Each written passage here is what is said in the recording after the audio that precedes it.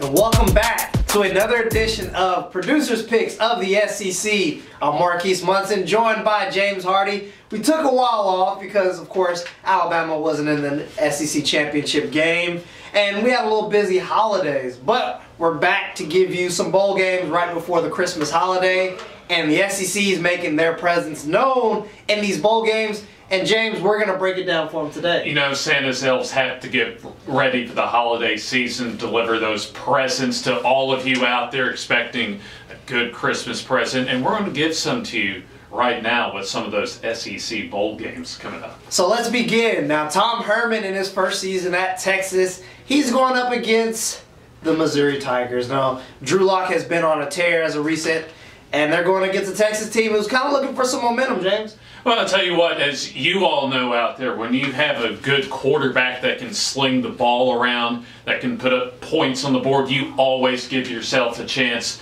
to get wins. And that's what Missouri has done really over the last couple of months of the season after a very slow start. And, I mean, even in a win to open up the season, what did they get? 43 points to Southwest Popcorn State or somebody like that in Missouri State. But since really the middle of October, they've been one of the better teams in the SEC as far as just consistency on offense is concerned. And I think they're going to have a shot to beat Texas, but I do like what Tom Herman's building long term with that Longhorns football program to try and be, at least right now, that competitor to Oklahoma in the Big 12. I think this may be a little bit of a statement game for Texas as far as that's concerned, as far as building that foundation for the long term under Tom Herman. So for that reason, I like Texas to pull out a win. Absolutely. Texas is going to be, and I hate to bring basketball references in this, even though you do see a basketball goal behind us, but Tom Herman is kind of in a Shaka Smart situation there at Texas because, you know, we see how he's doing with this Texas program now with the basketball team,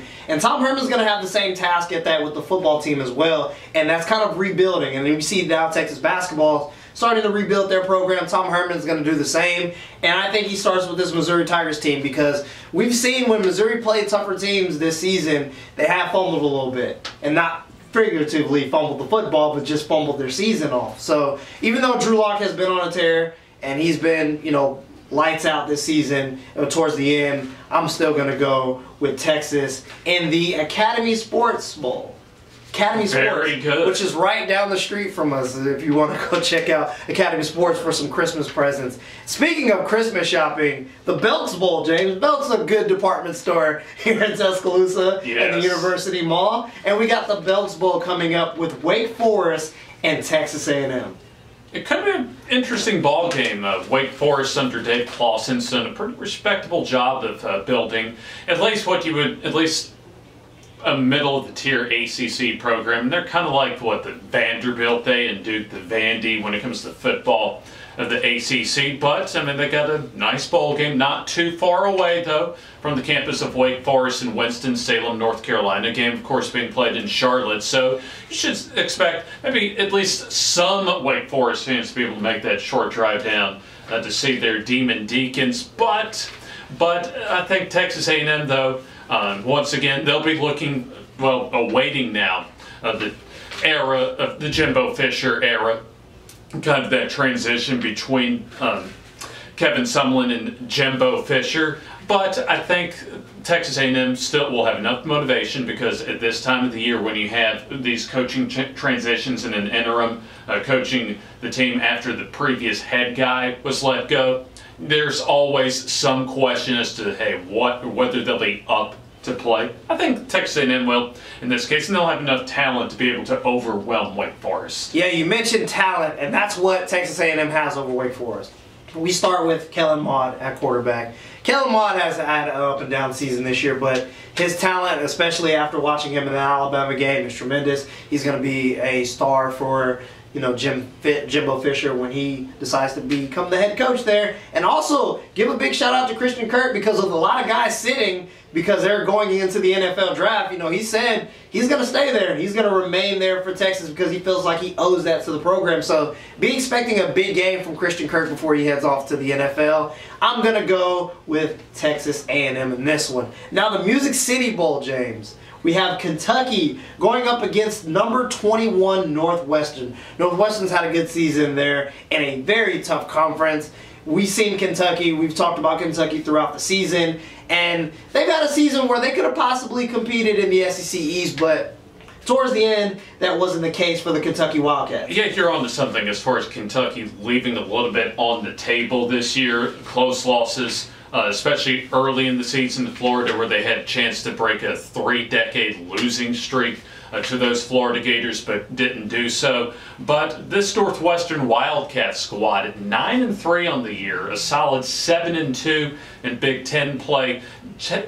Pay attention to Justin Jackson in this game. When this young man rushes for 100 yards, at least 100 yards for Northwestern, the Wildcats are almost always in position to win. In fact, every time he's rushed for 100 yards this year, they have not lost a ball game. And Kentucky, well, they've had issues giving up points this year. Now, keep in mind, this is going to be probably a home game as far as the fan distribution for the Music City Bowl this year with Lexington, what about a 3.5 hour drive from Nashville? Yeah. So you're going to have, and Kentucky actually travels pretty well when they're on the road, especially during bowl season. But I just think Northwestern has the matchup edge in this one, and I'm going with Northwestern. Yeah, I've had a difficult time figuring out this game because, for one, you do look at the home field advantage, and of course that's an easier travel for the Kentucky fans to come there than the Northwestern fans in Illinois. So, I'm going to actually go on the opposite side, James. I'm going to go with the Kentucky Wildcats, not just because of the advantage that they have in the home field, but just this bowl. I think bowl season is a lot of, this is what our team looks like now, but this is what our team's prepping for the next year, especially when you're in these smaller bowl games. This is prep for next year as well. And even though you lose players in between that time, you're still prepping for, this is what we're aiming for next year. And I think, Kentucky has started a trend there to where they're going to start trying to win football games and trying to compete in the SEC East, which is going to be difficult with Dan Mullen being at Florida now. And then you still got Georgia and their dominance. We've seen with South Carolina and what they've done this season so far.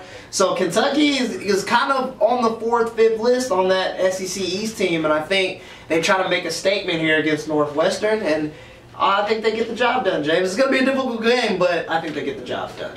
Speaking of getting the job done, Lamar Jackson's been getting the job done at Louisville with a second Heisman ceremony there for him. But he'll be going up against a matchup I was really looking forward to.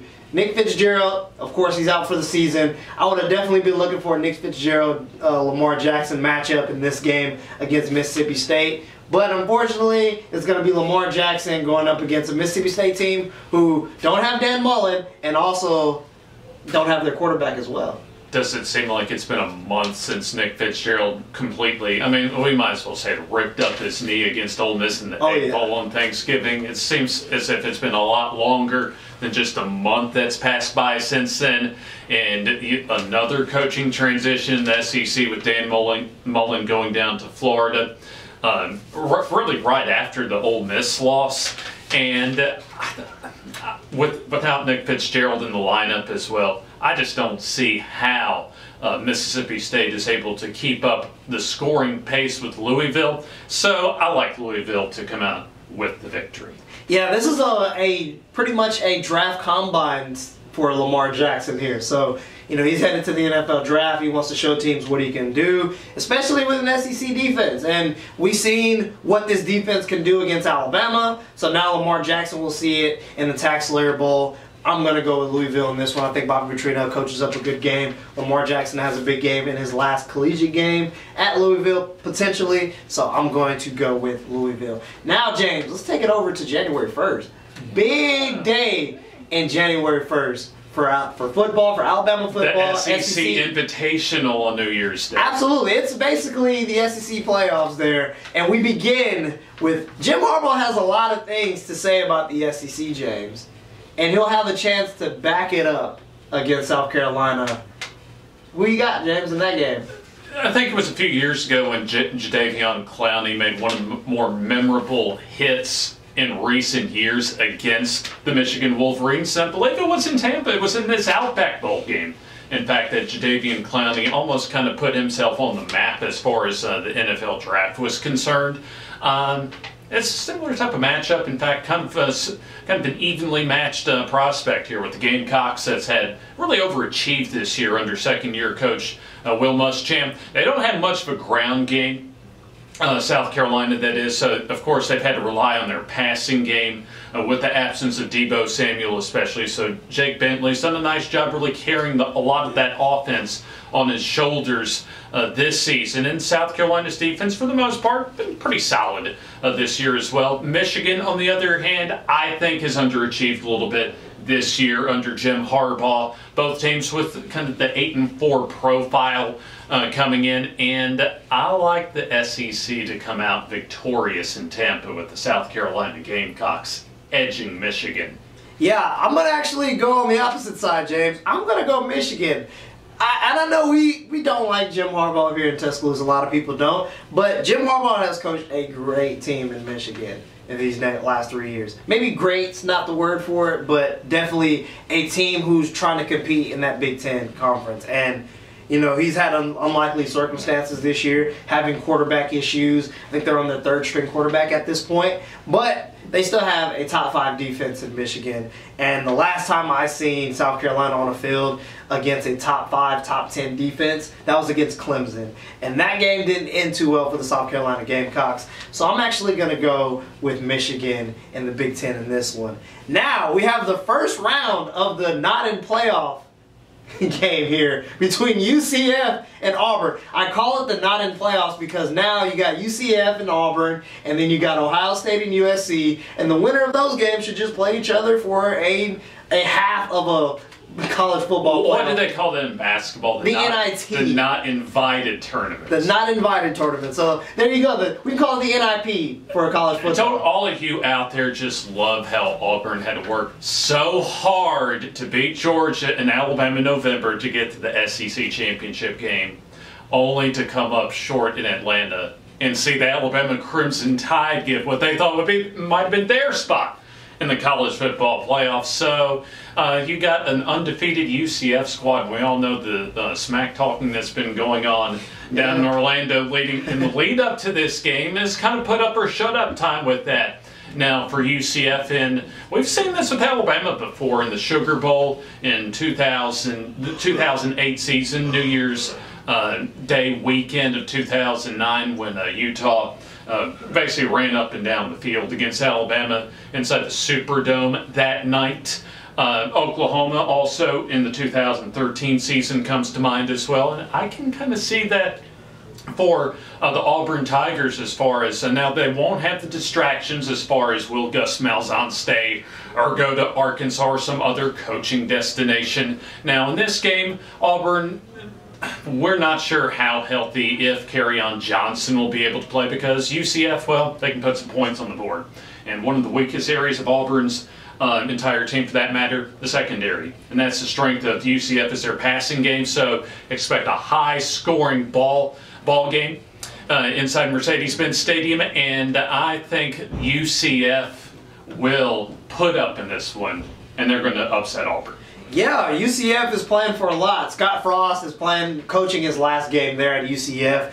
We mentioned home field with Kentucky. They have the home field, of course, with that game being in Orlando. But we know how Auburn fans love to travel. Good God, I'm thankful. Only a short trip up I-85 for them. Oh yeah, I'm thankful that they didn't get to go to California, because I didn't want my people in California to think that that's what everybody in Alabama was like. How long would it take for them to get out there on the John Deere? It'll probably be bowl season will be over at that point when they're trying to get over in the John Deere, because they got to pump it up a little bit more. But I'm actually going to go UCF in this one as well. I think, you know, not having Kerryon Johnson potentially on that field is definitely a challenge, and we've seen that how that challenge could be with an unhealthy Kerryon Johnson. So even if he is even if he's playing in the game and he's still not 100%, we've seen what a not 100% Kerryon Johnson can play like. And we've seen that against Georgia, and they lost that game. I think UCF's playing for a lot, especially Scott Frost is playing for a lot as well, because when he heads over there to Nebraska, he wants to showcase, you know, what he's going to bring to the table there with the Cornhuskers. So I'm going to go with UCF in this one, winning the first round of the not-in-playoff game. And now we have Notre Dame and LSU. That's a big game for LSU. Now, Coach Orgeron's had a pretty decent season, to say the least. Not a season that maybe LSU fans, I don't think LSU fans were actually expecting a season like this to be playing in January 1st in a bowl game against Notre Dame, who Brian Kelly's been up and down. He had a good win against USC, but then, barely lost to Georgia, and then their season just kind of fell downhill once they played Miami and Stanford. But now you got Notre Dame and LSU, Coach Orgeron and Brian Kelly, a coaching battle there. Now, I think the LSU fans expected a 9-3 type year. I don't know if they expected the way that they got there, losing a homecoming game to what turned out to be a pretty good Troy squad that won 11 games this year, by the way. But since then, LSU, they've only lost one game. That was to Alabama to begin November. So LSU's been one of the hottest teams, really, in the country, outside of maybe Oklahoma and a few others that are in that top 5 in the college football playoff, the final college football playoff poll.